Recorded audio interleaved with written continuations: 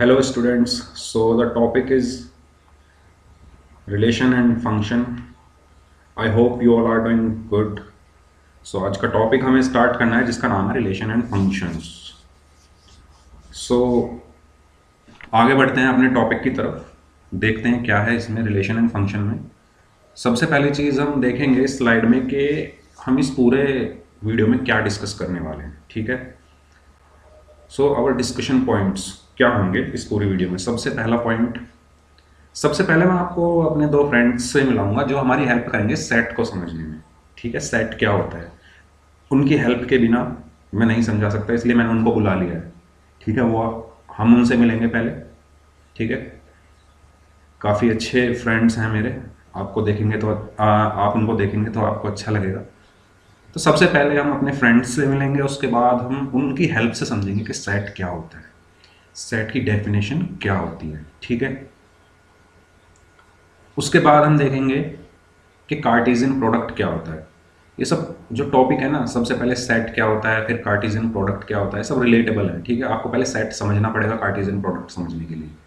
ठीक है. Cross product और कार्टेशियन प्रोडक्ट एक ही बात होती है. तो आपको कार्टेशियन प्रोडक्ट समझने के लिए आपको सेट पता होना चाहिए क्या होता है. ठीक है. इसलिए मैंने सबसे पहले सेट डाला है, फिर उसका कार्टेशियन प्रोडक्ट. ठीक है. जब हम सेट समझ लेंगे तो मेरे फ्रेंड्स चले जाएंगे, आपको ज़्यादा परेशान नहीं करेंगे. मैंने उनको बस सेट समझाने के लिए आपको बुलाया है. ठीक है. फिर उसके बाद हम देखेंगे रिलेशन क्या होता है. ठीक है. जैसे हम लोगों के बीच में भी, नॉर्मल ह्यूमन बींग्स के बीच में भी रिलेशन होता है. ठीक है. ऐसे ही हमारे मैथमेटिक्स में भी नंबर्स के बीच में रिलेशन होता है. तो हम देखेंगे क्या होता है रिलेशन. उसके बाद हम प्रैक्टिस करेंगे क्वेश्चंस की. ठीक है. जो भी हम सेट पढ़ा हमने, कार्टेशियन प्रोडक्ट पढ़ा, उसके बाद रिलेशन पढ़ा, तो उसके ऊपर कुछ क्वेश्चन देखेंगे, प्रैक्टिस क्वेश्चन देखेंगे. उसके बाद हम देखेंगे टाइप्स ऑफ रिलेशन क्या होता है, रिलेशंस के टाइप हम पढ़ेंगे. उसके बाद हम देखेंगे कि प्रैक्टिस. ठीक है. जो हम टाइप्स ऑफ रिलेशन पढ़ेंगे उस पर कुछ प्रैक्टिस क्वेश्चंस देखेंगे, एक आधा. ठीक है. तो ये सब हम करने वाले हैं इस पूरी वीडियो के अंदर. तो ये पूरी वीडियो की कह लीजिए एक तरीके से समरी है जो हम आगे करने वाले हैं. ठीक है. तो सबसे पहले मिलते हैं अपने फ्रेंड्स से, क्योंकि सेट समझना पड़ेगा हमें, तो फ्रेंड्स की हेल्प मुझे चाहिए, तो उनसे मिलते हैं. पहला फ्रेंड है मेरा ये. ठीक है.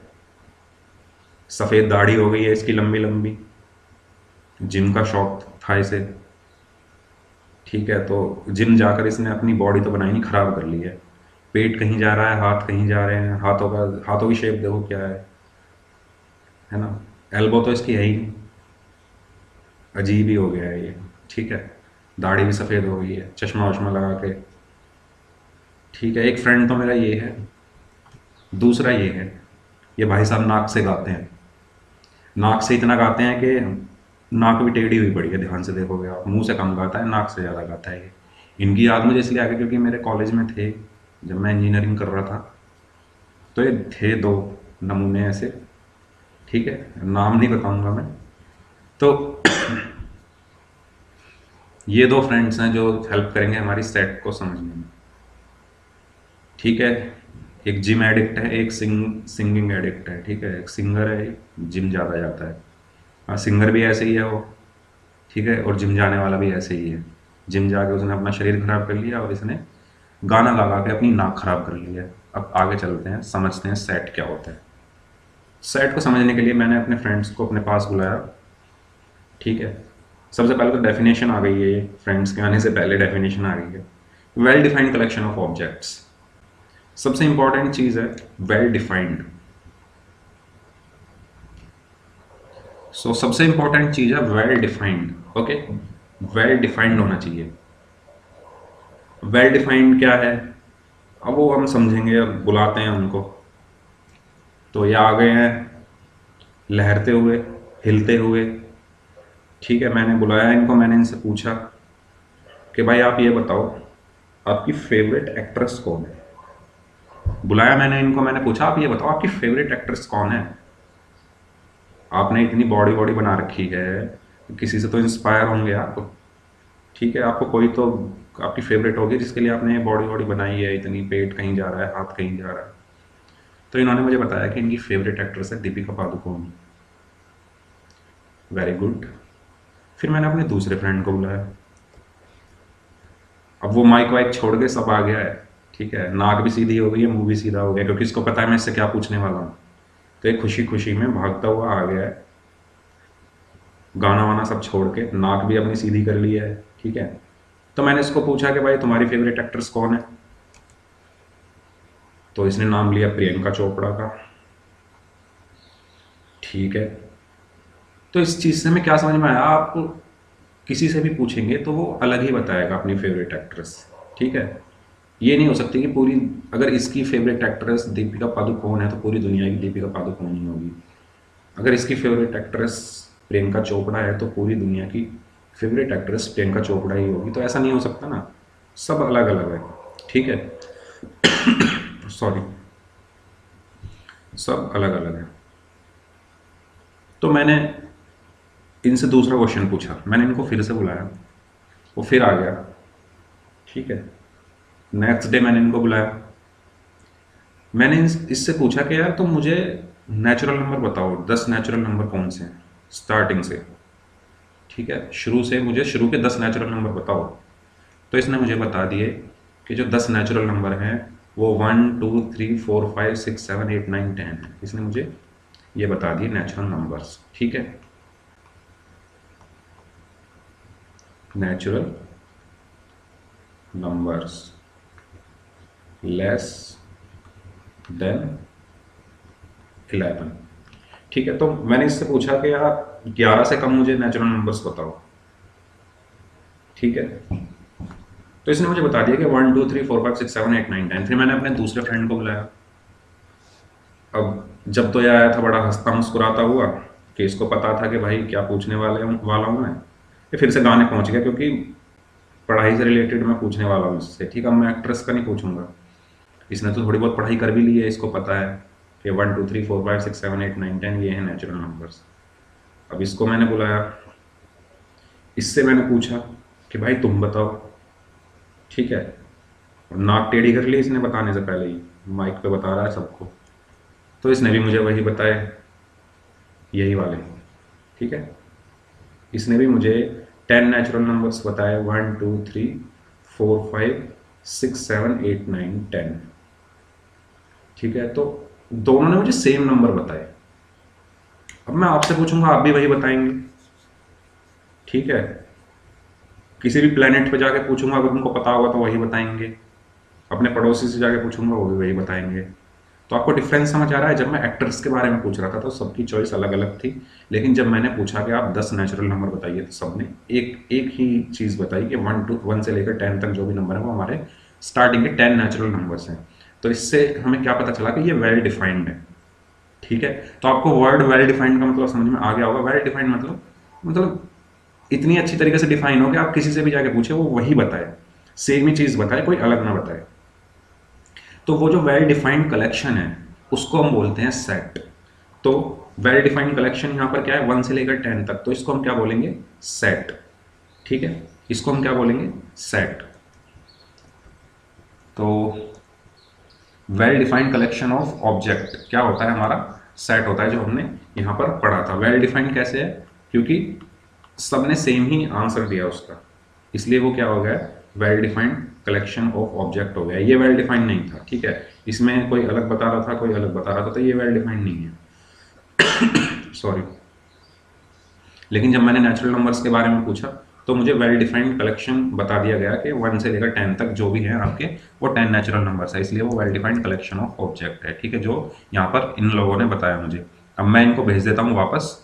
सेट हमने समझ लिया है इन दोनों की हेल्प से, तो अभी जा सकते हैं, अपना गाना गाएं, जिम करें, ठीक है। आगे चलते हैं, सेट रिप्रेजेंटेशन। अब सेट को रिप्रेजेंट करने का क्या तरीका होता है? तो किसी भी सेट को रिप्रेजेंट करने के लिए हमें तीन पॉइंट्स होते हैं, ठीक है। वो पॉइंट्स हम देखेंगे, पहले मैं समझा देता हूँ, फिर हम वो पॉइंट्स देखेंगे।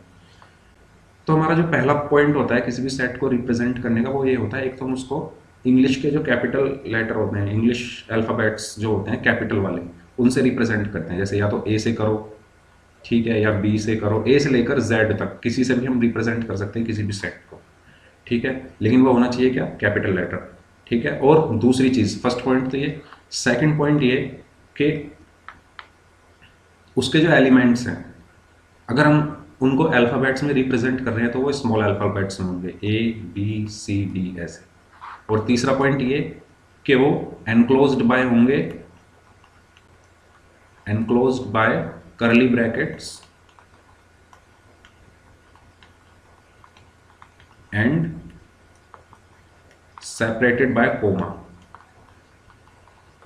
ओके, तो वो कर्ली ब्रैकेट से तो हम उनको एनक्लोज करेंगे और separate by comma. For example के लिए अगर मैं एक सेट लिखूं A is equal to A comma B comma C comma D, ठीक है, ये मेरा एक सेट है। क्यों? क्योंकि मैंने इसको रिप्रेजेंट किया है ये कैपिटल लेटर से, ठीक है, और मैंने एनक्लोज किया है करली ब्रैकेट से, ठीक है, ये करली ब्रैकेट्स हो गए। और जो मैंने एलिमेंट्स लिखे हैं वो लिखे हैं स्मॉल अल्फाबेट्स, और इनको जो सेपरेट किया है वो किया है कोमा से, ठीक है। तो ये हमारे 4 पॉइंट होते हैं किसी भी सेट को रिप्रेजेंट करने के लिए। अब ये जरूरी नहीं है कि इसके अंदर ए बी सी डी ही लिखा हो, इसके अंदर कोई नंबर भी लिखा हो सकता है, जैसे ए इज इक्वल टू 1 2, या एक और सेट में लिख दूँ यहाँ पर एस इज इक्वल टू 4 5 6, ठीक है। तो रिप्रेजेंट हमें कैपिटल लेटर से करना है। एलिमेंट्स को अगर हम अल्फाबेटिक वे में लिख रहे हैं तो स्मॉल अल्फाबेट्स हमें यूज करने हैं, separated by comma and closed by curly brackets. ये होता है हमारी सेट रिप्रेजेंटेशन, ठीक है। अब मैं सारा हटा देता हूँ। तो अब देखते हैं, पहला पॉइंट है हमारा sets are represented by capital letters of English alphabets, जो मैंने बताया अभी। दूसरा पॉइंट है sets elements are represented by the small letters of English alphabets, ये भी मैंने अभी बताया। और तीसरा पॉइंट है elements are separated by comma and enclosed by curly brackets, ठीक है। तो इसका मैंने क्या बताया था, ए से आप रिप्रेजेंट करो, ठीक है, और जो हमारे एलिमेंट्स हैं उनको आप स्मॉल में लिखो, ठीक है। थर्ड पॉइंट मैंने बताया था कि आप कर्ली ब्रैकेट्स के अंदर लिखो और कोमा से सेपरेट करो, ठीक है। तो फाइनल हम एक इन तीनों पॉइंट की हेल्प से एक सेट बना सकते हैं। वो कैसे, A is equal to curly bracket के अंदर ए बी सी, ठीक है, ये मेरा क्या है, एक सेट है, ये क्या है, एक सेट है, ठीक है। तो आई होप सेट रिप्रेजेंटेशन आपको समझ में आ गया होगा, सेट किसको कहते हैं वो आपको समझ में आ गया होगा, क्योंकि अब जो हम कार्टेशियन प्रोडक्ट पढ़ने वाले हैं ना, वो सेट पता होना चाहिए, तभी हम कार्टेशियन प्रोडक्ट इजीली कर सकते हैं। तो अब बात करते हैं कार्टेशियन प्रोडक्ट की। Cartesian product of two sets कैसे निकालते हैं। मैं एक फैमिली लेता हूँ यहाँ पर, ये एक फैमिली है, ठीक है, ये 2 छोटे छोटे बच्चे हैं और ये उनके मम्मी पापा हैं, ठीक है। तो मैं एक सेट, इनका कार्टेशियन प्रोडक्ट मुझे निकालना है। तो कार्टेशियन प्रोडक्ट निकालने के लिए मैं क्या करता हूँ, मैंने वो जो छोटे छोटे बच्चे थे उनके पापा को और उनकी मम्मी को एक सेट में रखा, ठीक है, एक तरफ रखा, और उनके बच्चों को एक तरफ रखा। अब ये देखिए, जो पापा हैं इन दोनों बच्चों के, तो ये जो लड़का है उसके भी पापा हैं और जो लड़की है उसके भी पापा हैं, तो ये लड़के के भी पापा हैं और लड़की के भी पापा हैं, तो उसको मैंने एक एरो से प्रेजेंट कर दिया। अब ये जो मम्मी है ये लड़के की भी मम्मी है और ये लड़की की भी मम्मी है, ठीक है। तो यही होता है हमारा कार्टेशियन प्रोडक्ट, समझ में आया। मैंने इसको मान लिया एक सेट, ठीक है, इस वाले को, और इसको एक सेट मान लिया। अब मैं इनको नाम दे देता हूँ P, इनको नाम दे देता हूँ, क्योंकि ये पापा है तो P बोल दिया, ये मम्मी है तो इनको M बोल दो, ये इनका बेटा है तो इनको S बोल दो, ये इनकी डॉटर है तो इनको D बोल दो। तो कार्टेशियन प्रोडक्ट लिखने का तरीका क्या होता है कि अगर मैं इस पूरे सेट को A बोल दूँ, ठीक है, इसको पूरे सेट को A बोल दूँ और इस पूरे सेट को B बोल दूँ, तो सबसे पहले तो कार्टेशियन प्रोडक्ट का मतलब होता है A इंटू बी, ठीक है। अगर मैंने A यहाँ पर लिखा है, B यहाँ पर लिखा है, तो A cross B is equal to, अब जो पापा हैं वो इसके भी इसके साथ रिलेशन है तो P कोमा S लिख दूँ, ठीक है। P का D के साथ भी है तो P कोमा D लिख दूँ, M का S के साथ है तो M कोमा S लिख दो, और M का D के साथ है तो M कोमा D लिख दो। ये होता है कार्टेशियन प्रोडक्ट को लिखने का तरीका, ठीक है। ये तो हो गया हमारा एरो डायग्राम,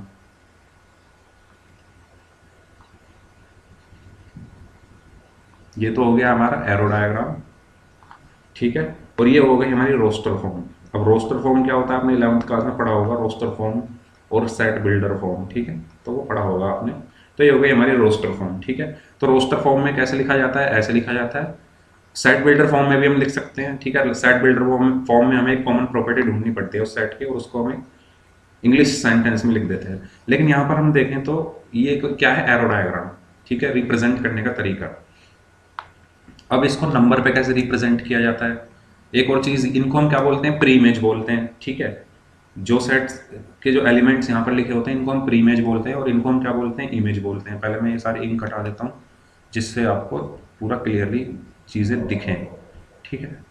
तो हाँ, तो इनको इमेज बोलते हैं, क्यों, क्योंकि बच्चे क्या होते हैं, इमेज ही तो होते हैं अपने मम्मी पापा के, उन्हीं के जैसे ही तो दिखते हैं, ठीक है। तो इनको हम इमेज बोलते हैं, और इधर जो एलिमेंट्स लिखे होते हैं इनको हम प्री इमेज बोलते हैं, ठीक है, जहाँ से हमने एरो स्टार्ट किया है, ठीक है। और ये बच्चे हैं तो ये तो इमेज होंगे ही इनकी, तो इनको हम क्या बोल देते हैं, इमेज बोल देते हैं, और इनको हम क्या बोलते हैं, प्री इमेज बोलते हैं, ठीक है। इतनी चीज़ आपको समझ में आ गई। तो प्री इमेज और इमेज क्या होता है ये भी आपको समझ में आ गया होगा। अब आगे चलते हैं, Cartesian product of two sets में हम एक सेट लेते हैं नंबर का 1 2 3। अब ये सेट क्यों है, क्योंकि ये कैपिटल लेटर से रिप्रेजेंट किया हुआ है, ठीक है, करली ब्रैकेट से एनक्लोज्ड है, ओके, और सेपरेटेड बाय कोमा, यानी तीनों जो हमने पॉइंट्स पढ़े थे एक सेट को रिप्रेजेंट करने को, वो तीनों यहाँ पर क्या हो रहे हैं, फुलफिल हो रहे हैं। तो इसलिए एक सेट है, और एक सेट में लेता हूँ बी, ठीक है, ठीक है। जैसे मैंने पिछले एग्जाम्पल में एक सेट लिया था, एक सेट लिया था मम्मी पापा का, और एक सेट लिया था उनके बच्चों का। ऐसे ही अब मैं यहाँ एक सेट ले रहा हूँ 1 2 3 जो नंबर्स हैं, और एक सेट ले रहा हूँ ABC जो अल्फ़ाबेट्स हैं, ठीक है। और इनका मैं क्या निकालता हूँ, इनको मैं बनाता हूँ एरो डायग्राम। तो एरो डायग्राम बनाने के लिए क्योंकि मुझे चाहिए ए क्रॉस बी, ठीक है। अगर मैं ए क्रॉस बी निकालूंगा, अगर मैं ए क्रॉस बी निकालूंगा तो पहले ए को लिखूंगा, ठीक है।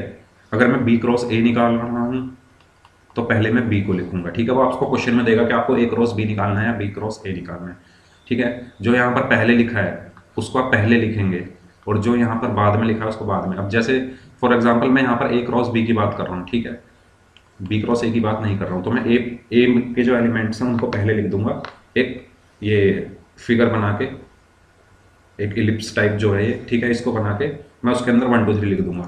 और ऐसे ही ये बी है, इसके अंदर मैं ABC लिख दूंगा, ठीक है। अब मुझे इनका एरो डायग्राम बनाना है। तो एरो डायग्राम पहले 1 A के साथ गया, जैसे हमने पहले बनाया था, पापा पहले अपने दोनों बच्चों के साथ गए, फिर मम्मी अपने दोनों बच्चों के साथ गई। ऐसे ही 1 पहले अपने तीनों एलिमेंट्स के साथ जाएगा दूसरे सेट के, फिर 2 जाएगा तीनों एलिमेंट्स के साथ, और फिर 3 जाएगा तीनों एलिमेंट्स के साथ। तो पहले 1 गया A के साथ, फिर 1 गया B के साथ, फिर 1 गया C के साथ, ठीक है। 1 का काम खत्म। फिर ऐसे ही 2 गया A के साथ, 2 जाएगा B के साथ, और 2 जाएगा C के साथ। ऐसे ही 2 का काम खत्म। फिर 3 जाएगा A के साथ, 3 गया B के साथ, और 3 गया C के साथ। ऐसे ही 3 का काम खत्म। तो ये क्या था हमारा, ये क्या था हमारा एरो डायग्राम, ठीक है। इसको हम क्या बोलते हैं, इसको हम बोलते हैं एरो डायग्राम,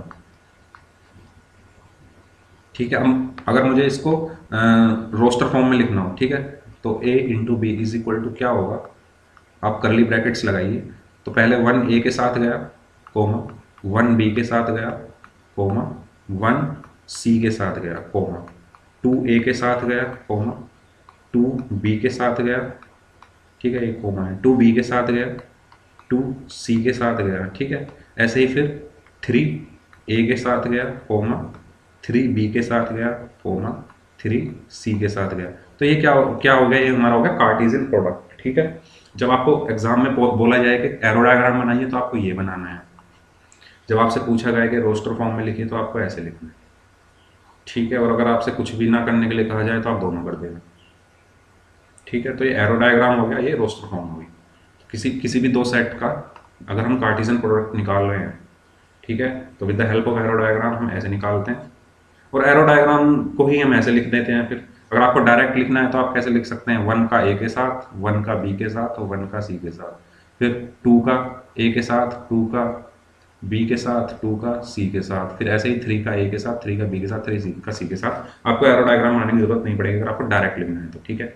लेकिन अगर बोला गया है कि बनाना है तो फिर तो बनाना ही पड़ेगा, ठीक है। तो ये तरीका है हमारा एरो डायग्राम बनाने का और कार्टेशियन प्रोडक्ट निकालने का। अब इसमें देखते हैं प्री इमेज क्या होगी और इमेज क्या होगी। जैसे हमने पिछले क्वेश्चन में देखा कि जो लेफ्ट हैंड साइड में जो भी चीज़ें होती है वो प्री इमेज होती है, और राइट हैंड साइड में जो भी एलिमेंट्स होते हैं वो इमेज होते हैं, ठीक है। तो ये हमारा प्री इमेज होगा और ये हमारा इमेज होगा, ठीक है। ठीक है, यहाँ तक आपको समझ में आ गया होगा कि कार्टेशियन प्रोडक्ट हम टू सेट्स का कैसे निकालते हैं। सबसे पहले हमने पढ़ा सेट क्या होता है, उसके बाद हमने पढ़ा कार्टेशियन प्रोडक्ट कैसे निकालते हैं। बात करते हैं number of elements in a Cartesian product. अब जब हम कार्टेशियन प्रोडक्ट निकाल लेंगे किसी भी दो सेट्स का, तो उसमें हमें नंबर ऑफ एलिमेंट्स निकालने का तरीका क्या है, ठीक है। तो उसका एक फॉर्मूला है, अगर if number of elements in set A is n and if number of elements in set B is n, then the total number of elements in a Cartesian product of the set is m into n। For example जैसे हमने पिछले set में देखा था, पिछले इसमें देखा था, यहाँ पे number of elements in set A is what 3, number of elements in set B is what 3। So total elements कितने आए थे हमारे, 9 आए थे ना। तो यही फॉर्मूला होता है कि आप 3 into 3 कर दीजिए तो आप टोटल नंबर ऑफ एलिमेंट्स निकाल सकते हैं। 9 कैसे आए थे आप निकाल के देख लो, a into b निकालो कैसे, जैसे मैंने अभी लिखा था 1 का a के साथ, 1 का b के साथ, 1 का c के साथ, ठीक है। ऐसे ही 2 का a के साथ, 2 का b के साथ और 2 का c के साथ। ऐसे ही 3 का a के साथ, 3 का b के साथ और 3 का c के साथ। गिन लो कितने हो गए, 1 2 3 4 5 6 7 8 9। तो टोटल नंबर ऑफ एलिमेंट्स 9 है हमारे, ठीक है। तो हम या तो ऐसे लिख लो, इनको ऐसे लिखने में बहुत टाइम वेस्ट होगा। अगर आपको डायरेक्ट फॉर्मूला पता है कि नंबर ऑफ एलिमेंट्स आप ए में देखो और बी में देखो, उनकी मल्टीप्लाई कर दो तो उतने ही एलिमेंट्स होंगे हमारे कार्टेशियन प्रोडक्ट में, ठीक है। तो यही फॉर्मूला है अगली स्लाइड में m into n, कि अगर number of elements in set is m है और number of elements in set is n है, तो total number of elements in Cartesian product कितने होंगे, m into n होंगे, ठीक है। तो यही हमने जो ये स्लाइड है इसमें देखा था। तो if number of elements in set A is n and sorry number of elements in set B is n, then total number of elements m cross n, ठीक है, m into n। तो ये तरीका होता है टोटल नंबर ऑफ एलिमेंट्स निकालने का किसी भी कार्टेशियन प्रोडक्ट में, ठीक है। Now let's move to the next slide, number of subset in a Cartesian product.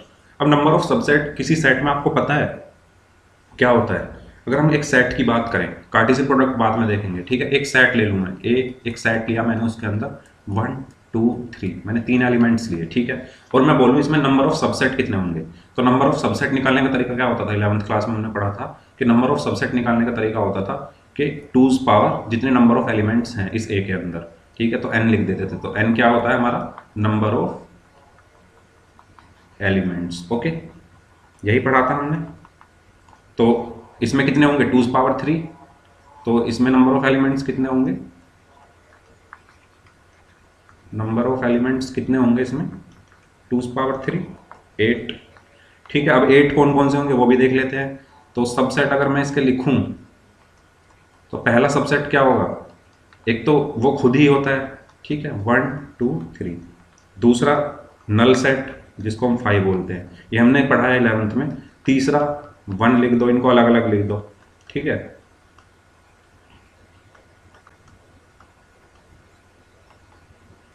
1,2 हो सकता है, एक होगा 1,3 और एक होगा 2,3, ठीक है। तो ये हो गए हमारे टोटल 8 सबसेट। और या तो आप ऐसे निकालो, इनको एक एक करके लिखो, और इसमें ज़्यादा चांसेस होते हैं कि आपको कोई मिस हो जाता है, ठीक है। तो आप सीधा फॉर्मूला याद रखो 2's पावर n। ये तो बात हो गई एक सेट की, लेकिन हमें बात करनी है कार्टेशियन प्रोडक्ट की, ठीक है। तो कार्टेशियन प्रोडक्ट में अगर हमें नंबर ऑफ सेट्स निकालने हैं तो उसका भी फॉर्मूला यही होता है 2's power m into n, okay. अगर number of elements in set A is m है और number of element in set B is n है, क्योंकि जब हम कार्टेशियन प्रोडक्ट की बात करेंगे तो हमें 2 सेट्स चाहिए, तभी तो हम a क्रॉस b निकालेंगे। एक सेट ये चाहिए, एक सेट ये चाहिए। तो इसमें जितने एलिमेंट्स हैं, फॉर एग्जांपल इसमें m है और इसमें कितने हैं n, तो टोटल एलिमेंट्स कितने हो गए, m into n, जो हमने पिछले पढ़ा था।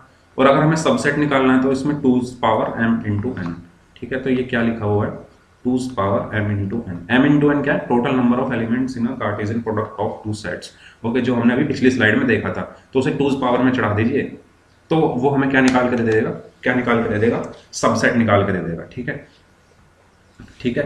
तो ये था हमारा number of subset in a Cartesian product. Now let's move to the next slide. Okay, so हमने अब कार्टेशियन प्रोडक्ट के बारे में पढ़ लिया है, ठीक है। बात करते हैं रिलेशन की। रिलेशन क्या होता है, रिलेशन हम जो हमारे ह्यूमन बीइंग्स हैं, जो ये दुनिया है, इसमें हर इंसान का किसी ना किसी के साथ रिलेशन होता ही है, चाहे वो भाई बहन का हो, ब्रदर सिस्टर हो, चाहे वो हस्बैंड वाइफ हो, ठीक है। रिलेशन तो होता ही है, जैसा कि आप देख रहे हैं इनमें भी एक छोटा सा बच्चा है, ठीक है, और ये क्या दिखा रहा है कि कुछ ना कुछ तो रिलेशन होता ही है हर इंसान का किसी इंसान के साथ। ऐसे ही हमारा मैथमेटिक्स में रिलेशन इंट्रोड्यूस होता है, उसमें भी अगर हम सेट की बात करें तो किसी भी सेट का जब हम कार्टेशियन प्रोडक्ट निकालेंगे, ठीक है, का उस कार्टेशियन प्रोडक्ट में जितने भी एलिमेंट्स होंगे उनका आपस में कुछ रिलेशन होगा, ठीक है। आपको मेरी बात बिल्कुल नहीं समझ आई होगी, बिल्कुल नहीं समझ आई होगी, क्योंकि अभी हम समझेंगे आगे, ठीक है। तो अभी तो ये रिलेशन क्या होता है, जैसा इस दुनिया में है लोगों के बीच में रिलेशन, ऐसे ही रिलेशन हम बात करते हैं कार्टेशियन प्रोडक्ट के बारे में। तो रिलेशन क्या है? Relation is the subset of Cartesian product of two sets. अब सबसेट क्या होता है? अभी हमने जस्ट पिछली स्लाइड में देखा था कि सबसेट कैसे निकालते हैं। तो जो सबसेट निकलते हैं ना, जो सबसेट निकलते हैं उन्हीं को हम क्या बोलते हैं? रिलेशन बोलते हैं किसी भी कार्टेशियन प्रोडक्ट के दो सेट का। समझ में आई ये चीज, रिलेशन क्या होता है? ठीक है। तो अगली चीज है in Cartesian product of two sets, ठीक है। किसी भी कार्टेशियन प्रोडक्ट के किन्हीं भी दो सेट्स का जो कार्टेशियन प्रोडक्ट होगा उसमें नंबर ऑफ रिलेशंस कितने होंगे? जितने उसमें सबसेट्स होंगे, ठीक है, जितने उसमें सबसेट होंगे। जैसे मैंने लिया एक सेट ए, ठीक है, 1,2, एक सेट मैंने लिया बी, ए कोमा बी, ठीक है। इसमें बताओ मुझे नंबर ऑफ सबसेट कितने होंगे? तो 2m×n पढ़ा था फॉर्मूला, ठीक है। तो m क्या है? नंबर ऑफ एलिमेंट्स इन है, इसमें नंबर ऑफ एलिमेंट्स 2 हैं, इसमें नंबर ऑफ एलिमेंट्स 2 हैं, तो m×n क्या होगा? m×n क्या होगा? 4, 2 × 2 4, और सबसेट्स क्या होंगे? 2^4, एंड 2^4 कितना होता है? 16, ठीक है। तो 16 सबसेट्स होंगे, और अगर 16 सबसेट्स हैं तो उतने ही रिलेशन होंगे, यानी number of relation is equal to number of subset. हमेशा ये ध्यान रखना है, ये होता है किसी भी कार्टेशियन प्रोडक्ट में, क्योंकि ये सबसेट ही तो है, और सबसेट ही क्या होता है? डेफिनेशन के अकॉर्डिंग सबसेट ही क्या होता है? रिलेशन होता है, ठीक है। तो जितने सबसेट होंगे उतने ही रिलेशन होंगे, ठीक है। तो ये था हमारा रिलेशन के बारे में। आगे चलते हैं। अब एक रिलेशन को रिप्रेजेंट कैसे किया जाता है? तो एक रिप्रेजेंट करने का तरीका है कि आप लिखिए आर, उसके बाद लगाइए सेम कॉलम, ठीक है, दो डॉट्स जो ये लगी हुई हैं, और उसके बाद अगर आपको ए टू बी रिलेशन दिखाना है, ठीक है, तो आप ए बी लिखिए और उसके बीच में एरो लगा दीजिए, ठीक है। आपको रिलेशन दिखाना है दो सेट्स का, जो सेट है ए और बी, ठीक है, आपको इनके बीच में रिलेशन दिखाना है। तो रिलेशन दिखाने का तरीका क्या है? आप लिखिए आर, क्वेश्चंस में आपको ऐसा लिखा मिलेगा, इसलिए मैं बता रहा हूँ कि क्वेश्चन में अगर आप ये लिखा देखें तो आप ये ना सोचें कि ये क्या लिखा है। इसका मतलब है कि एक आर एक रिलेशन है जो कि सेट ए का सेट बी के साथ है, ठीक है, और आपको सेट ए और सेट बी क्वेश्चन में दिए होंगे, ठीक है। तो इस तरीके से क्वेश्चन में लिखा होता है कि आर, ये होता है रिप्रेजेंट करने का तरीका। So it means a relation which is from A to B, एक रिलेशन है A to B, that is a subset of A cross B. वो क्या होगा? ए क्रॉस बी का एक सबसेट ही तो होगा, ठीक है, ए क्रॉस बी का सबसेट होगा। अगर मैं लिखूं आर बी टू ए, तो ये बी क्रॉस ए का सबसेट होगा। अरे रिलेशन क्या होता है? अभी बताया था ना, रिलेशन क्या होता है? सबसेट ही तो होता है, ठीक है, subset of any Cartesian product. अभी कार्टेशियन प्रोडक्ट है, इसी का तो सबसेट होगा रिलेशन। तो ए टू बी अगर लिखा हुआ है तो it means A cross B, B to A लिखा हुआ है तो it means B cross A, ठीक है। तो ये था एक रिलेशन को रिप्रेजेंट करने का तरीका, ठीक है। आगे चलते हैं। अब प्रॉब्लम्स देखते हैं, कुछ प्रैक्टिस प्रॉब्लम करते हैं सॉल्व, जिससे हमें और थोड़ी क्लियरिटी आ जाए।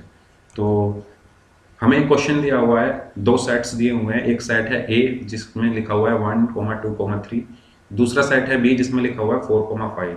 हमें फाइंड करना है ए क्रॉस बी, हमें क्रॉस निकालना है, मतलब कार्टेशियन प्रोडक्ट निकालना है।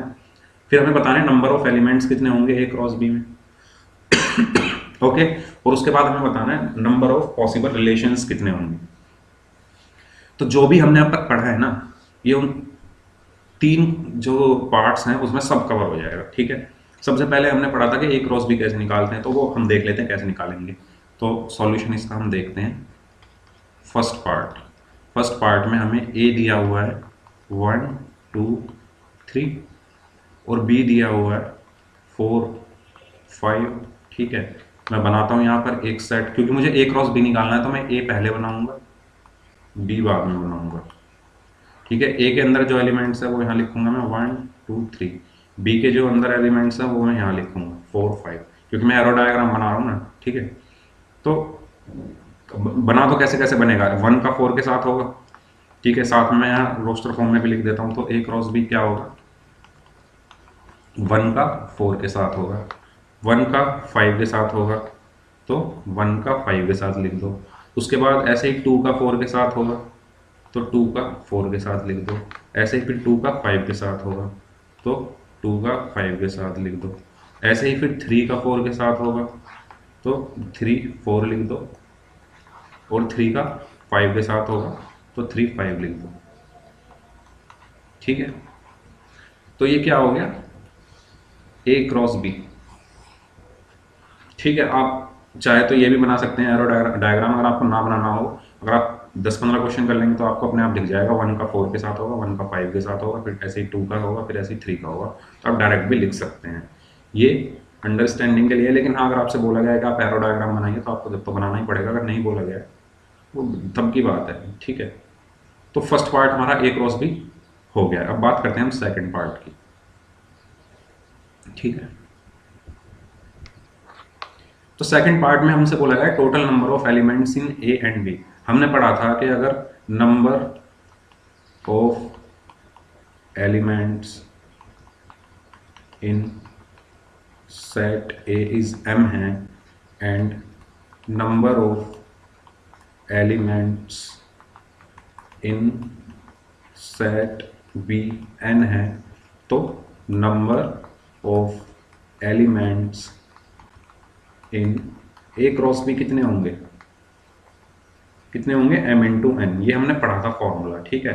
तो यही चीज़ हमें यूज़ करनी है। Number of elements in set A m, यानी m की वैल्यू कितनी है, number of elements in set है यानी 3 है, ठीक है। ऐसे ही n की वैल्यू कितनी है, 2 है, क्योंकि दो ही तो एलिमेंट्स हैं। n की वैल्यू क्या है, 2 है, तो m इंटू एन क्या होगा, m इंटू एन क्या होगा, 3 इंटू 2 होगा। It means 3 into 2 is 6। तो number of elements in A cross B कितने होंगे, 6 होंगे। आप यहाँ से काउंट भी कर सकते हैं, 1 2 3 4 5 6। और हाँ, एक चीज़ और, इसमें बीच में कोमा जरूर लगाना है, ठीक है, कोमा ये लगाना है।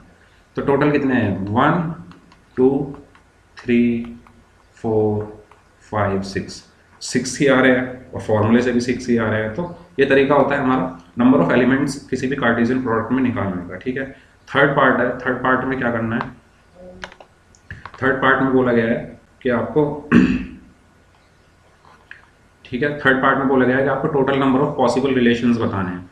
तो total number of relations possible का फॉर्मूला क्या होता है, थर्ड पार्ट में क्या होता है formula, 2 power m into n, ठीक है। m इंटू एन अभी हमने निकाला था, कितना था, m की वैल्यू कितनी थी, m की वैल्यू थी 3, क्योंकि 3 एलिमेंट्स हैं a में। n की वैल्यू कितनी थी 2, क्योंकि b एलिमेंट्स हैं। तो m इंटू एन कितना हुआ था, 3 इंटू 2, यानी 6 एलिमेंट्स थे। तो m इंटू एन की वैल्यू 6 है, तो total number of possible relation कितने होंगे, 2 पावर 6, ओके। एंड 2 पावर 6 कितने होते हैं, 64, ओके। सो 64 कितने होंगे, total number of possible relations कितने होंगे, 64 होंगे। क्योंकि total number of possible relations क्या होते हैं, अभी हमने पढ़ा था, total number of possible relations is equal to total number of possible relations is equal to total number of subset. यही तो हमने पढ़ा था अभी, जितने सबसेट होंगे उतने ही टोटल नंबर ऑफ रिलेशंस होंगे। तो सबसेट निकालने का फॉर्मूला क्या होता था, 2 पावर m इंटू एन। तो ऐसे ही 2 पावर 6 इज 64, ओके। सो ये तरीका है, अगर हमें total number of possible relations find out करने हैं तो आप टोटल नंबर ऑफ सबसेट निकालिए और आपके टोटल नंबर ऑफ रिलेशंस निकल के आ जाएंगे। तो ये था क्वेश्चन। इस क्वेश्चन में हमने पीछे का पिछले आधा घंटे में जो भी पढ़ा है वो सब हमने यहाँ पर कर लिया है, ठीक है। अगर आपने ये क्वेश्चन कर लिया तो इसका मतलब आपको, आपने पीछे जो भी पढ़ा है वो आपको सब दिमाग में घुस गया है, ठीक है। आगे चलते हैं, एक और प्रैक्टिस प्रॉब्लम है। अब इसमें बोला गया है कि एक set, okay. So next practice problem क्या थी हमारी, एक सेट ए है और एक सेट बी है, ठीक है। सेट ए के अंदर 3 एलिमेंट्स हैं 1 2 3, और बी के अंदर 3 एलिमेंट्स हैं a b c। और एक रिलेशन डिफाइन है आर ए टू बी। अब मैंने इसका मतलब बताया था आपको कि इस ये क्वेश्चन में आपको दिया होगा, और इसका मतलब क्या होता है, एक रिलेशन को अगर मैं ऐसे रिप्रेजेंट कर रहा हूँ, ठीक है, इसका मतलब मैंने आपको क्या बताया था कि ये एक सबसेट है किसका, ए क्रॉस बी का, ये रिलेशन, क्योंकि सबसेट ही तो बेसिकली रिलेशन एक सबसेट ही तो होता है किसी भी कार्टेशियन प्रोडक्ट का तो ये रिलेशन किस कहाँ से आया है, ए क्रॉस बी से आया है, इसका मतलब ये है। ठीक है, ये जो रिलेशन यहाँ पर लिखा हुआ है ये कहाँ से, ये क्या है, सबसेट है किसका, ए क्रॉस बी का, इसका मतलब ये होता है जो मैंने आपको अभी बताया भी था। ठीक है, ठीक है, मैंने आपको ये चीज़ अभी बताई थी। तो आई होप आपको अब क्वेश्चन करके ये चीज़ समझ में आ रही हो कि ये क्वेश्चन में जो लिखा रहेगा ना, इसका मतलब आपको समझना है कि ये जो आर रिलेशन डिफाइन है वो ए टू बी डिफाइन है, मतलब ए क्रॉस बी से डिफाइन है। अब क्योंकि एक रिलेशन है तो ये क्या होगा, सबसेट ही तो होगा, क्योंकि हमने पढ़ा था कि relation is basically a subset. ठीक है, a subset of Cartesian product. तो Cartesian product of A and B का क्या होगा, ये सबसेट होगा। तो वो हमें क्या दिया हुआ है, 1, A 2, B, make arrow diagram and find pre image and image. हमें इसका एरो डायग्राम बनाना है, वो प्री इमेज और इमेज बतानी है। ठीक है, तो इसका एरो डायग्राम बनाने के लिए आपको क्या करना पड़ेगा, सबसे पहले क्योंकि ए टू बी डिफाइन है यानी ए क्रॉस बी का होगा ये, तो सबसे पहले हम ए बनाएंगे। ठीक है, क्योंकि ये ए टू बी डिफाइन है, तो ए पहले आएगा, बी बाद में आएगा। ए के अंदर क्या है, 1 2 3 है, बी के अंदर क्या है, ए बी सी है। अब हमें एरो डायग्राम इस रिलेशन का बनाना है, यानी 1 का ए के साथ, 1 का ए के साथ और 2 का बी के साथ, 2 का बी के साथ। तो ये मेरा क्या बन गया है, ये है मेरा arrow diagram, arrow diagram. Okay, so इसको मैं क्या बोलूंगा, एरो डायग्राम। और मुझे क्या बताना है, प्री इमेज। तो प्री इमेज क्या होंगी, ये प्री इमेज होगी, इधर जो लिखी होती है ये इमेज लिखी होती है। तो लेकिन 3 और सी में तो कुछ वो ही नहीं बन रहा है, एरो ही नहीं बन रहा है। तो ए क्या है, ए इज इमेज ऑफ 1, ठीक है, and B is image of 2। Okay, ये तो हो गई हमारी क्या, इमेज। अब चाहिए हमें प्री इमेज। प्री इमेज निकालने के लिए हम क्या लिख देंगे, हम लिख देंगे इसका उल्टा कि 1 is pre image of a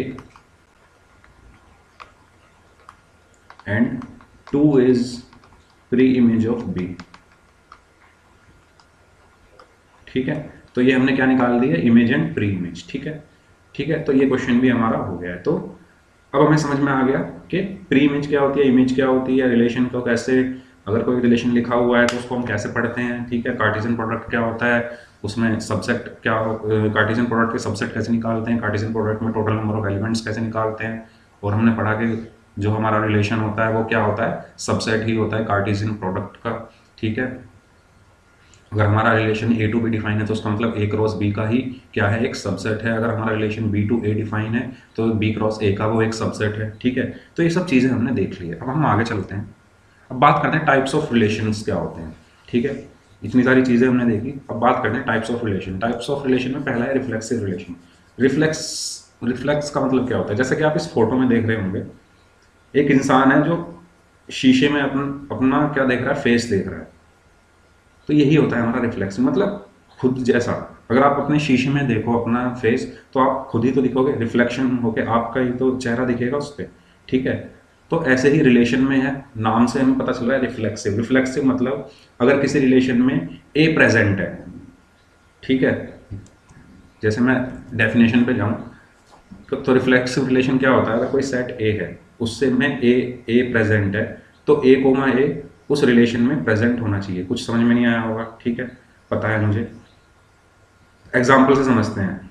example में दिया गया है एक सेट ए, ठीक है, ए के अंदर हैं 3 एलिमेंट्स 1 2 3, और फिर एक रिलेशन दिया गया है। रिलेशन बेसिकली क्या है, इसका सबसेट ही है, ये ए टू ए डिफाइन है। ठीक है, यहाँ लिख देता हूँ, ये रिलेशन कहाँ डिफाइन है, ए टू ए डिफाइन है। ए टू ए डिफाइन का मतलब है कि ये ए क्रॉस ए है। ठीक है, ए क्रॉस ए का मतलब है कि ए यहाँ लिखा हुआ है, ए यहाँ लिखा हुआ है, ए के अंदर 3 एलिमेंट्स हैं 1 2 3, ऐसे ही 1 2 3 यहाँ है तो 1 का 1 के साथ, 1 का 2 के साथ, 1 का 3 के साथ, ऐसे ही 2 का 1 के साथ, 2 का 2 के साथ, 2 का 3 के साथ, ऐसे ही मतलब बना हुआ है। आई होप आपको ये समझ में आ रहा होगा। तो मैं इसको हटा देता हूँ। ठीक है, तो ए एक सेट है, ठीक है, और ये रिलेशन डिफाइन है आर ए टू ए, और उसके अंदर जो रिलेशन के अंदर जो हमारे कार्टेशियन प्रोडक्ट लिखा हुआ है उसका जो सबसेट लिखा हुआ है वो लिखा हुआ है 1 1 1 2 2 2 2 3। अगर ध्यान से सुनिए मेरी बात, अगर किसी भी सेट ए के सारे एलिमेंट्स के डबलेट्स मौजूद हैं, जैसे सेट ए के अंदर कितने एलिमेंट्स हैं 1 2 3, तो 1 का डबलेट है 1,1, 2 का डबलेट है 2,2, 3 का डबलेट है 3,3, मतलब एक जैसे दिख रहे हैं ना, 2 2 3 3 1 1, सारे एलिमेंट्स का होना चाहिए। ए के अंदर जितने भी एलिमेंट्स है सबका, अगर एक भी एलिमेंट का नहीं है, ठीक है, तो दिक्कत है। तो मेरी बात ध्यान से सुनिए आपको, कि अगर किसी सेट के सारे एलिमेंट्स का डबलेट उसके रिलेशन में मौजूद है, तो हम बोलेंगे वो रिलेशन रिफ्लेक्सिव है। अगर किसी सेट ए के सारे एलिमेंट्स का डबलेट्स, जैसा कि मैंने हिंदी में लिखा हुआ है, सेट ए के हर एलिमेंट्स, ये पढ़ो, ये पढ़ो, ये सेट ए के हर एलिमेंट का डबलेट अगर रिलेशन में है तो उसे रिफ्लेक्सिव बोलेंगे। जैसे कि ए के में कितने एलिमेंट्स हैं 1 2 3, उसके सारे डबलेट्स हैं आर में 1 1 2 2 3 3, है ना, तीनों हैं, तो ये क्या होगा, रिफ्लेक्सिव होगा। हाँ, कोई एक्स्ट्रा हो चलेगा, नो प्रॉब्लम। अगर जैसे 1,2 एक्स्ट्रा है, इसका इसका कुछ वो ही नहीं है, ठीक है, तो चलेगा, इसमें कोई दिक्कत नहीं है। लेकिन इसमें जो जितने भी सेट में जितने भी एलिमेंट्स हैं उन सब के डबलेट्स होने चाहिए, तो हम उसको बोलेंगे रिफ्लेक्सिव। फॉर एग्जांपल, अगर मैं एक सेट लिख दूँ यहाँ पर a इज इक्वल टू 1,2, ठीक है, और मैं एक रिलेशन बनाऊँ जो कि डिफाइंड है a टू a, ठीक है, और रिलेशन के अंदर जो सबसेट है वो कुछ इस तरीके से है, r इज इक्वल टू 1,1 2,1, ठीक है, और मैं पूछूं कि क्या ये रिफ्लेक्सिव है, नहीं, ये रिफ्लेक्सिव नहीं है, क्योंकि सिर्फ 1 का डबलेट है यहाँ पर, 2 का तो है ही नहीं, 2,2 तो है ही नहीं, तो ये रिफ्लेक्सिव नहीं है। अगर मैं लिख दूं r इज इक्वल टू 1,1 2,2 1,2, ये एक सबसेट है, तो आप बताओ क्या ये रिफ्लेक्सिव है? हाँ, ये रिफ्लेक्सिव है, क्योंकि इसमें दोनों जो एलिमेंट्स हैं ए के, ठीक है, क्योंकि रिलेशन ए से ही डिफाइंड है, तो दोनों जो एलिमेंट्स हैं ए के उनके डबलेट्स हैं, तो मैं बोलूँगा हाँ ये रिफ्लेक्सिव है, ये रिफ्लेक्सिव है। ओके, ठीक है, तो ये तरीका होता है रिफ्लेक्सिव देखने का। आगे जब क्वेश्चन करेंगे हम तो उसमें हमें और इजीली समझ में आएगा, ठीक है। तो ये तरीका होता है रिफ्लेक्सिव देखने का, मतलब खुद के जैसा अगर मौजूद है उसी ब्रैकेट के अंदर, सेम ब्रैकेट के अंदर डबलेट्स अगर है, जैसे 1 1 2 2 2 3 3 डबलेट्स हर एलिमेंट का होना चाहिए। अगर एक का भी नहीं है तो हम बोलेंगे नहीं, वो रिफ्लेक्सिव नहीं है, हर एलिमेंट का होना चाहिए, ठीक है। तो ये था हमारा रिफ्लेक्सिव। अब बात करते हैं सिमेट्रिकल। सिमेट्रिकल का मतलब क्या होता है? सिमेट्रिकल क्या होता है बताओ? एक मिनट। जैसे ये क्या दिख रहा है आपको? एक चेहरा दिख रहा है, ठीक है। अगर मैं इस चेहरे को, जहां ये एरो है, बीच में से काट दूं इसको, तो मुझे कैसा दिखेगा? एक पार्ट ऐसा दिखेगा और एक पार्ट ऐसा दिखेगा। तो अगर हम ध्यान से देखें तो दोनों सेम ही तो हैं। इधर वाला पार्ट, ठीक है, इधर वाला पार्ट और इधर वाला पार्ट सेम है। क्यों है सेम? देख लो, इधर भी ये आँख है, इधर भी ये आँख है, इधर भी आधी नाक है, इधर आधी नाक है, इधर एक कान है, यहाँ पे भी एक कान है, ये सर है आधा, ये आधा सर है। तो मतलब सिमेट्रिकल का मतलब होता है कि कोई ऐसी चीज़ जिसको हम बीच में से काट दें और काटने के बाद वो दोनों तरफ से एक जैसी दिखे, ठीक है। जैसे आप ले लीजिए कोई पेड़ का पत्ता ले लीजिए, उसको बीच में से आप जब फाड़ देंगे तो वो इधर भी ऐसा ही दिखेगा, इधर भी ऐसा ही दिखेगा, ठीक है। तो इनको बोलते हैं सिमेट्रिकल दिखना, ठीक है। तो ऐसे ही हमारा रिलेशन में होता है सिमेट्री।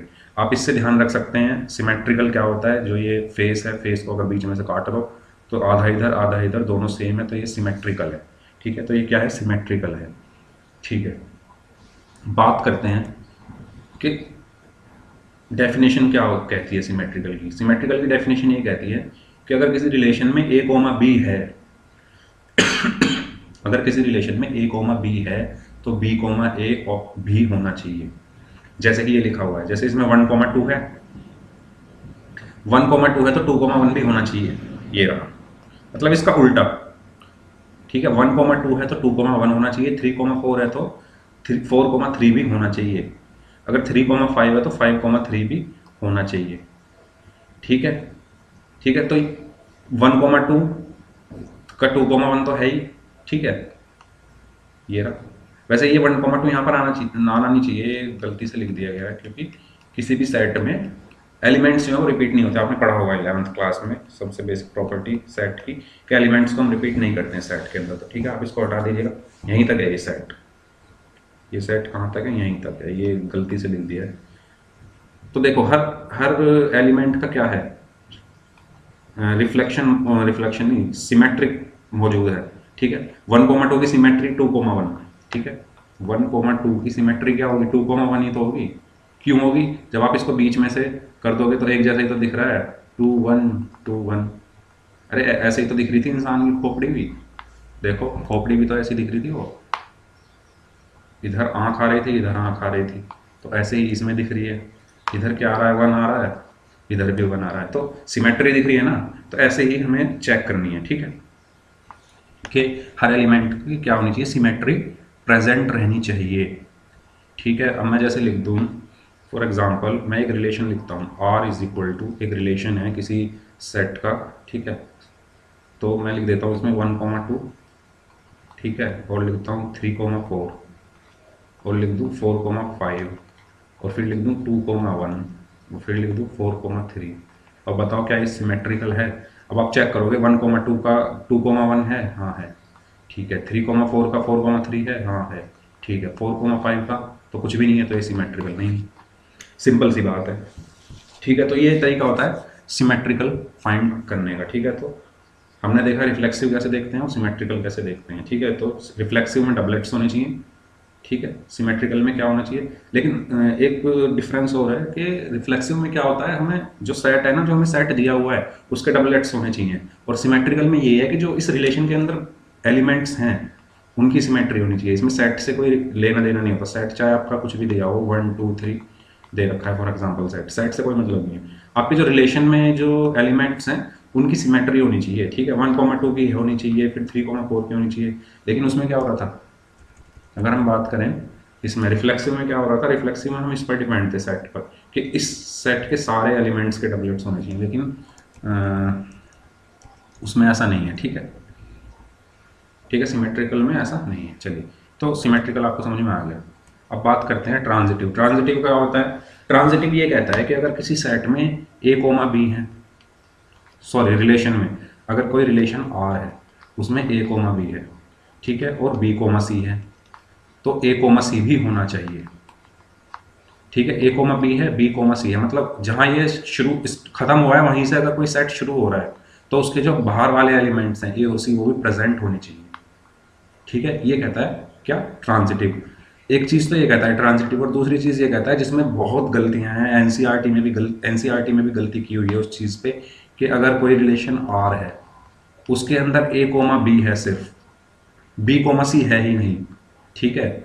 जब बी कोमा सी ही नहीं है तब भी हम इसको क्या बोलेंगे, ट्रांजिटिव बोलेंगे, क्योंकि जब इसका क्या कहते हैं, जब ए कोमा बी है, बी कोमा सी है ही नहीं, तो हम ए कोमा सी चेक ही क्यों करें, ठीक है। जब चेक ही, तो इसको भी हम क्या बोलते हैं, ट्रांजिटिव। लेकिन एनसीईआरटी में भी सॉरी एनसीईआरटी बोल रहा हूँ, कुछ बुक्स में भी ये दिया हुआ है कि यहाँ तक कि जो बड़े बड़े वो हैं एजुकेशन वाली जो कंपनियां हैं वो जो अपना सॉल्यूशन देती हैं, ठीक है, वो जो अपना क्वेश्चन सॉल्व करके देती है उसमें भी इसको कह देती हैं कि ये ट्रांजिटिव नहीं है, लेकिन ये ट्रांजिटिव है, ठीक है। एग्जाम में बहुत गलती होती है इस चीज़ को लेकर, क्योंकि ये ट्रांजिटिव है, क्योंकि अगर ए कोमा बी हम चेक कर रहे हैं, ठीक है, और बी कोमा सी जब है ही नहीं तो हम ए कोमा सी चेक ही नहीं करेंगे, ठीक है। तो ये दो चीज़ें याद रखनी है, अगर ए कोमा भी प्रेजेंट है, अगर ए कोमा भी प्रेजेंट है और बी कोमा सी भी प्रेजेंट है तो ए कोमा सी होना चाहिए। एग्जाम्पल देखते हैं इसका कैसे,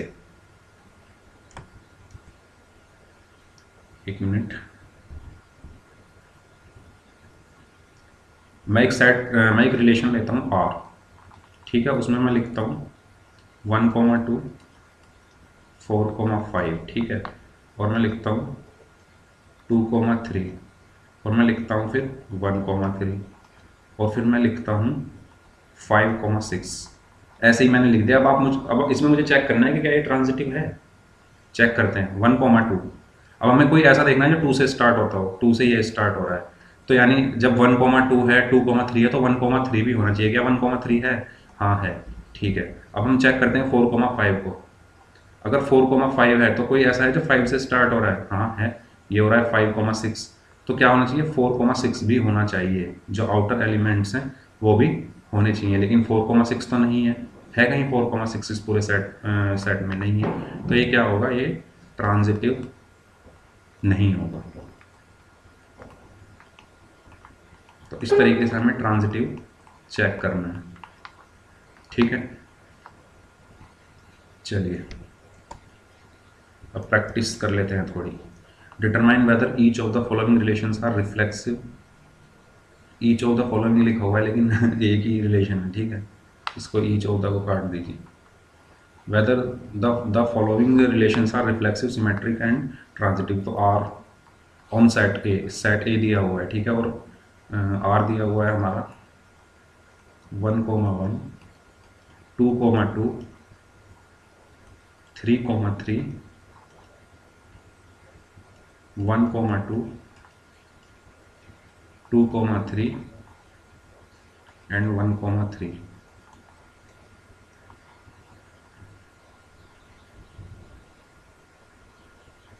तो ये हमें एक रिलेशन दिया हुआ है, हमें बताना है कि क्या ये रिफ्लेक्सिव है या सिमेट्रिक है या ट्रांजिटिव है, और ऑन सेट ए। अब रिफ्लेक्सिव के लिए हम जो चेक करते हैं, रिफ्लेक्सिव कैसे चेक करते हैं, रिफ्लेक्सिव को चेक करने के लिए हम जो हमारे पास सेट है उसके डबलेट्स होने चाहिए हर एलिमेंट के। तो 1 का डबलेट होना चाहिए 2 का और 3 का, यानी 1 1 2 2 3 3 होना चाहिए। 1 1 भी है हमारे पास, ठीक है, 1 1 भी है हमारे पास, और एक मिनट, हाँ 1 1 भी है हमारे पास, ठीक है, 2 2 भी है हमारे पास, और 3 3 भी है हमारे पास। सो आर इज व्हाट, रिफ्लेक्सिव। अब दूसरी चीज हम चेक करते हैं, क्या, ट्रांजिटिव नहीं, सिमेट्रिक। सिमेट्रिक के लिए हम क्या चेक करते थे, सिमेट्रिक के लिए हम देखते थे कि अगर ए कोमा बी बिलोंग करता है किसी रिलेशन से, देन बी कोमा ए भी करना चाहिए, B comma A should also belongs to R, मतलब सिमेट्री उसकी होनी चाहिए। अब जैसे 1,1 है तो 1,1 की सिमेट्री क्या होगी, 1,1 ही होगी। तो ये तो हो गया है, क्योंकि रिपीट तो होगा नहीं, ये किसी भी सेट में एलिमेंट्स रिपीट नहीं होते, तो ये खुद की सिमेट्री हो गई। ऐसे ही 2,2 की क्या होगी, 2,2 होगी, तो ये भी खुद की हो गई। 3,3 की सिमेट्री क्या होगी, 3,3, तो ये भी है। अब 1,2 की सिमेट्री क्या होगी, 2,1, तो क्या 2,1 है इसमें, 1,2 की सिमेट्री क्या होगी, 2,1, 2,1 तो नहीं है। तो relation R is not symmetrical. तीसरी चीज हम देखते हैं, सिमेट्रिक हो गई, उसके बाद हम देखते हैं ट्रांजिटिव। ट्रांजिटिव चेक करने का तरीका क्या था कि अगर हमारा A comma B belongs to R है and B comma C also belongs to R है, then A comma C should also belongs to R. मतलब ए कोमा बी अगर रिलेशन आर में है और बी कोमा सी भी है, तो ए कोमा सी भी होना चाहिए। और दूसरी चीज़, ये तो फर्स्ट पॉइंट था कि अगर A comma B belongs to R है बट बी कोमा सी है ही नहीं, then also transitive. Okay, then also transitive. तो हमें चेक करना है इसमें 1,1 रिलेशन में यहाँ लिखता हूँ, ठीक है, फिर से लिख लेता हूँ इसको, मैं थोड़ा यहाँ लिख लेता हूँ, r इज इक्वल टू 1,1, ये छोड़ो, यहीं से चेक कर लेते हैं। देखो ये घटा देता हूँ मैं सारी,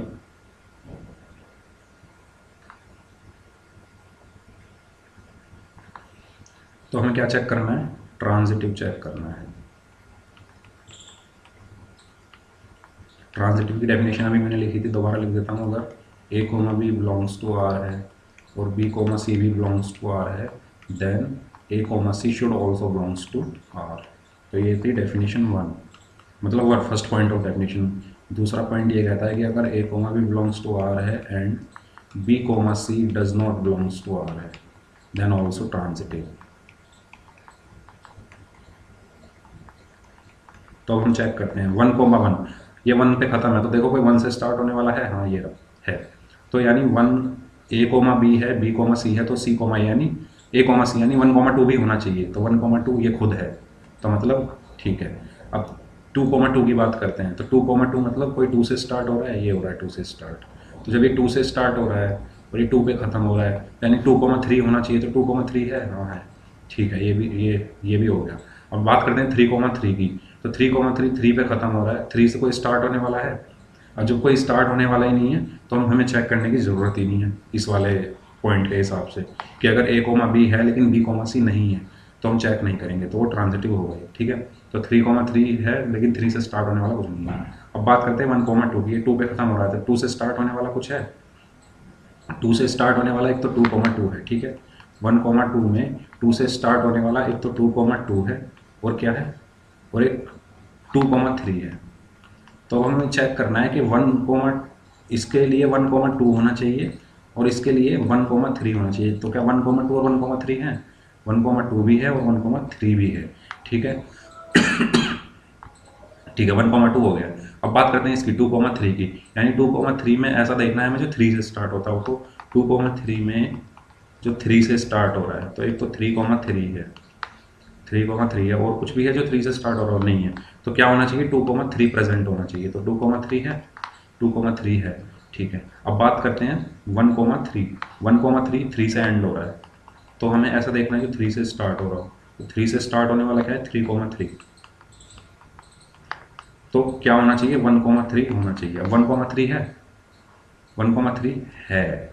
ठीक है, तो इसलिए हम कह सकते हैं कि हर एलिमेंट का क्या है, ट्रांजिटिव मौजूद है, हर एलिमेंट का ट्रांजिटिव मौजूद है। So R would be what, transitive. ठीक है, तो ये तरीका है हमारा रिफ्लेक्सिव, ट्रांजिटिव और सिमेट्रिक को चेक करने का। ठीक है, तो आई होप क्वेश्चन आप जितने ज़्यादा करेंगे ये चीज़ें और ज़्यादा क्लियर होती चली जाएंगी।